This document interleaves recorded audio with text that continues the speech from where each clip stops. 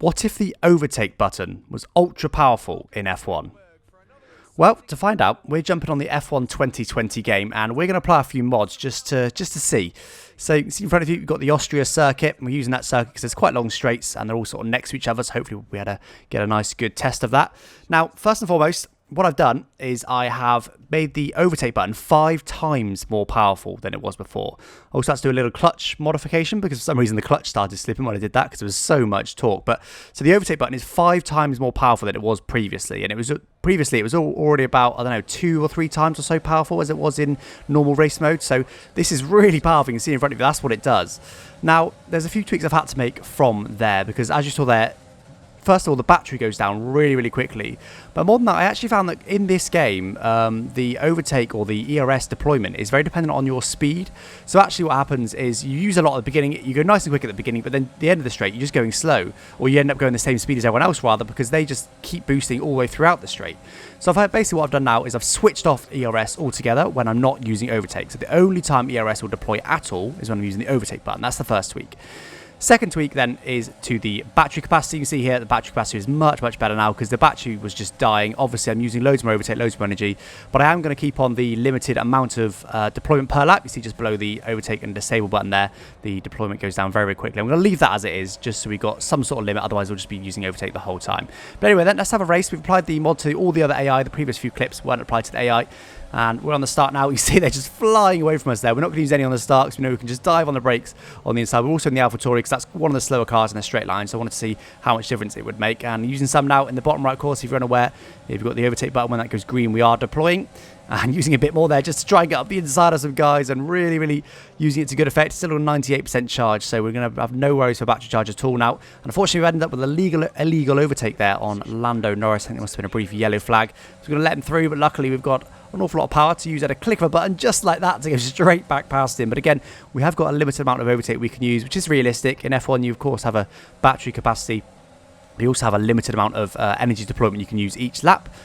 Which you don't generally tend to hit in the race just because the battery capacity, the battery percentage, the battery charge is the thing that's more prominent in the race. Of course, in qualifying, it's all about that limit. They tend to use every single kilojoule that they're allowed to use. But that does apply in the race, but as I said, it doesn't normally apply. But as we've got such a high battery capacity now, that will then apply, which I think is good because otherwise we'd have literally just been, this whole straight would have used overtake, as would have all the AI, so it wouldn't really work. We stayed a little bit for the end of the lap there, but unfortunately Stroll decided to use his at the end of the straight, so just flowed away from us there. It just shows how much difference it makes. He's quite slow there. He defended a little bit too much on the inside. We're going to try and use a little bit of boost on the exit, but we got away with that, and Stroll comes straight back at us there using his own overtake. We use a little bit more just to make sure we stay alongside him so we can dive bomb into this next corner.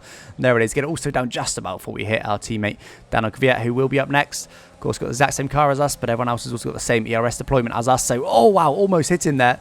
Caught him by surprise a little bit, just how much power I would have. Just keep my eye on the mirror or rather keep my eye looking behind, because I know that he could easily just use it and just fly straight back past me. So we have to be a little bit mindful of that. Again, just looking behind while I'm looking ahead. Ocon's flying away from us ahead, but we're not worrying too much about that. We want to try and conserve our deployment for later in the lap. And oh, I've run a little bit wide there. Let's use a little flashback for that, because yeah, this isn't a race about just doing perfect laps, is it? This is a race about the ERS overtake button. As I said, 5 times more powerful than it normally is in this game.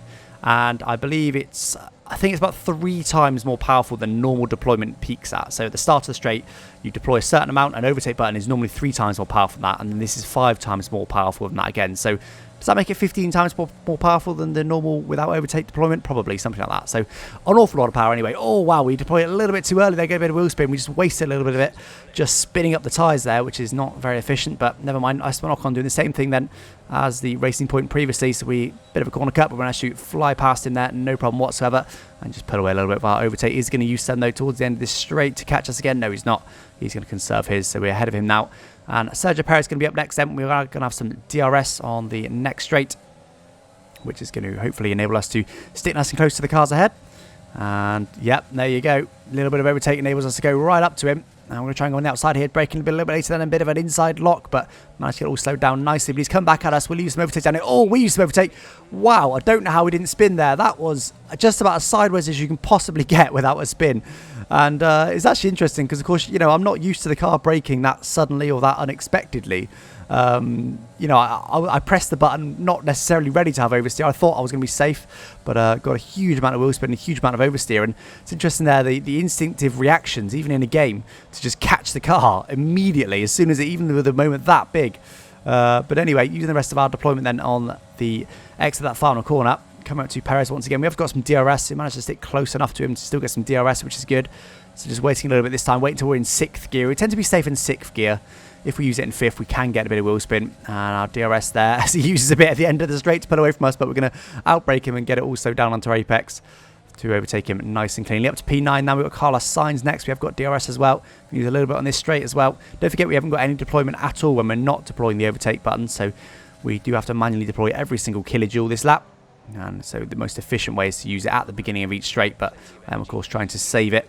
So for example, now I will save it because I know that I'm going to get a bit of dirty air from Carlos Sainz ahead, so I wouldn't want to just use it and just push right up into that dirty air, then lose a load of time for dirty air. So I'll save it until about now because there's a detection point coming in after the next corner, so I'll deploy a little bit here to make sure I stick within it, which I am indeed doing. Top left, you've got the live gaps, just under 8/10, just to go through this corner, and there's the detection point on the minimap. The green sort of circles is your DRS detection point. So, again, we deployed a little bit early there, though. That's sort of instinctive, really, because I'm used to this game deploying the overtake button as early as possible, but not really registering yet that the overtake button can't be deployed as early as possible. It needs to be deployed when you are safe and ready to do so. As Carlos Sainz is using quite a bit there, but we're not going to use any.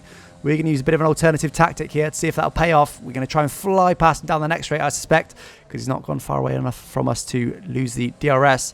Now, let's see, what are we going to do? Up through the gears, DRS wide open, wait till we're in 6th gear. There we go, and see you later, Carlos Sainz. Oh my God, we almost hit 350 kilometers an hour as well. Serious speed. We just used, what was that, about 2/3, 3/4 of our charge down that straight.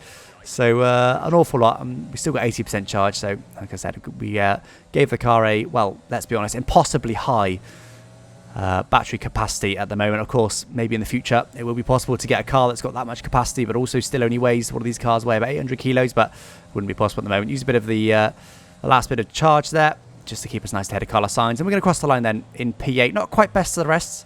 Interestingly, in most of my previous tests, I actually crossed the line best of the rest, but we didn't quite manage to do it in that one. But it doesn't matter. Only one away from that. Let's not forget the AlphaTauri is not the fastest car. It isn't the best of the rest even. It's slower than that. So we did a good job to get up to 8th. And of course, that I think because we were able to adapt much better than the AI to having that overtake only. Of course, they're not adapted to it. Although, again, I'm always impressed with the AI, how well they do adapt to those sort of changes, because, you know, they weren't terrible. They weren't that far off the pace.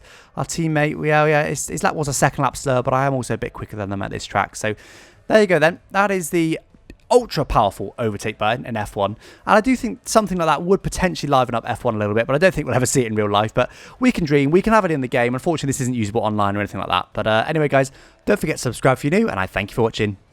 Bye-bye.